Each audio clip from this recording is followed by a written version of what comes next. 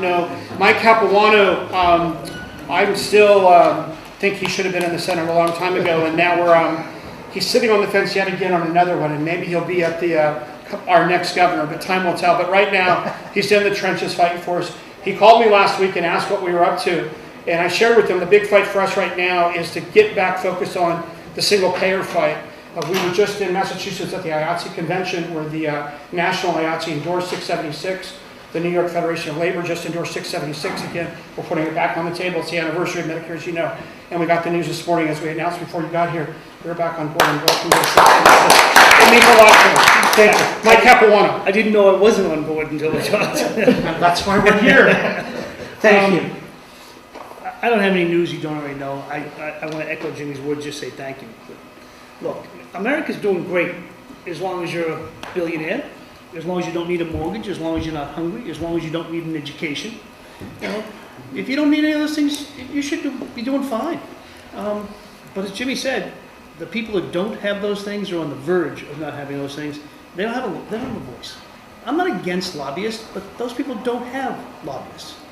They have you. Hopefully they have me. And without us, there's nothing. Let's be serious. I don't know whether it's going to get better before it gets worse. I actually think it's probably not. I think it's going to get worse before it gets better. I'm not even necessarily sure that that's a bad thing politically, because for me, I'm not in this for the short game. I'm not in this to win each and every fight I get into. As a matter of fact, lately, we don't win any fights, which is okay. I can count. But I still believe with every ounce of my soul that the hearts and minds of American people on each and every individual item is with us.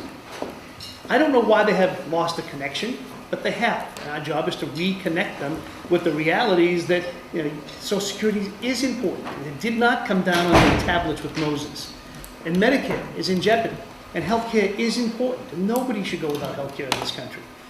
And that people on the other side, I don't like to demonize them because they're not bad people. They just see the world significantly different than us. And for me, that means in order to get the people that I want to get to, honestly, I don't spend a whole lot of time talking to people in this room because you're already on board. I mean, it's like an echo chamber. We need to spend time talking to people who are not with us, not the complete opposite side, but the vast majority of Americans who don't understand how this all works, who don't understand why the issues we're pushing for are not just some esoteric ideological nonsense. They're real programs that matter to people in their daily lives. And they can be accomplished with very little pain. So for me, I spend the most of my time trying to talk to those people. And they're hard to get hold of because they don't gather in one place. And when they do, they want to talk about sports, they want to talk about other things, and that's fine, I'll talk about that too. But when the time comes, we need to make sure that they understand that the things we're fighting for. A 30-year mortgage, the average person takes that for granted. They think it was always there, it'll always be there, it'll always be reasonably affordable, and everybody I know struggles to get there. But if we move that goalpost back, in my opinion, most of middle-class America will slowly disappear. I mean, they're already under threat now on wages. They're under threat now on not being able to educate their own kids. But if they can't build wealth through the ownership of a small home or a condo or whatever it's going to be, where's their hope for the future? So for me, explaining that to some degree is critically important. And even when we can't explain it, we have to win it. So, as some of these fights came on, the ones that Keats are talking about, they're coming in the fall, there's some degree to me that says, go ahead, shut it down. I'm not for shutting it down. It's absolutely a stupid way to do government. It's a bad way to do politics. But we're the minority, they're majority. But when that happens, we need to be prepared to explain to people why and what's at stake.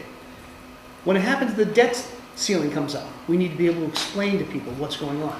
The trade bills, let's be serious. The TPP, that's easy. But for some reason, some people still accept, and again, I don't mean people on the other side. I'm talking about the big, vast majority of people in the middle that don't go to sleep at night worrying about trade deals. But they go to sleep at night hoping that their kids have a job the next day and they have a future.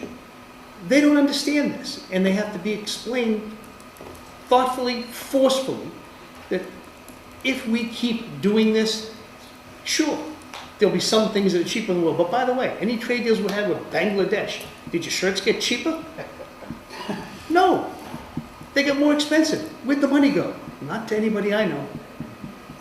And did it really help the people in Bangladesh? Not from what I've seen.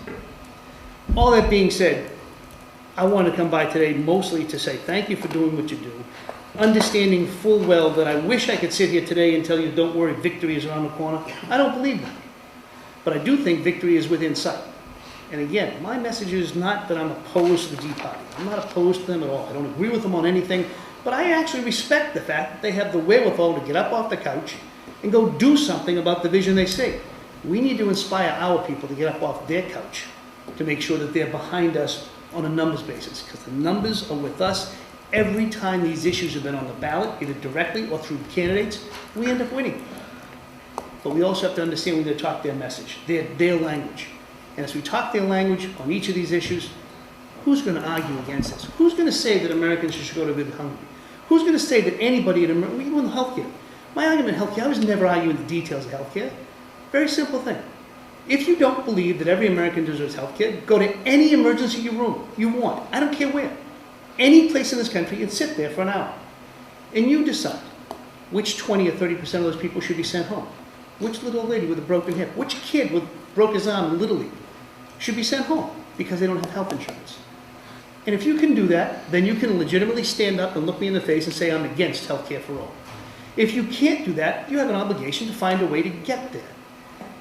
And no American has ever answered me, say, yeah, I can do it. Those little kids with broken arms, the heck with them, I don't care. Nobody believes that.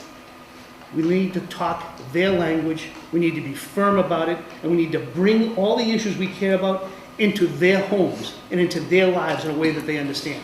I think we do it. Unfortunately, I think the other side is helping us do that in a slowly but surely direct way with the sequester and now with the cuts that they're talking about. I mean, come on. Can you find anybody in America that actually believes that no one anywhere deserves food stamps? Come on. Nobody really believes that. The WIC program, literally, taking food out of the mouths of infants. Literally. I mean, I'm not even exaggerating. It's not a figurative comment. I haven't found anybody who, first of all, knew that was happening, except the people that actually deliver the services. And second of all, nobody argues that point. So, as Jimmy said and as Keith said, I want to thank you for being with us. I want to thank you in many ways for being ahead of us. You know, Tim knows that, look, I can't know everything. I mean, even as healthcare, I didn't know I wasn't on. Okay, why am I on? I don't know. Get screwed up somewhere along the line, put me on. It's easy. You need to help us stay on the straight and narrow, and you need to help us help you, because there are some of us who also see things not differently philosophically, but differently in the approach. And for me, the battle is not here. The battle is with people that are not here, and not the Tea Party. That's not the battle. I'm not going to change their mind. My battle is with my typical union member who goes out on a regular basis and votes for some Republican. Because I don't know what they're doing. Maybe watching too much Fox News. I don't know what's going on. They're winnable. They're gettable. They agree with us on the substance of the issue. I think we can do it if we keep those messages straight and clear. You help us do that. I want to say thank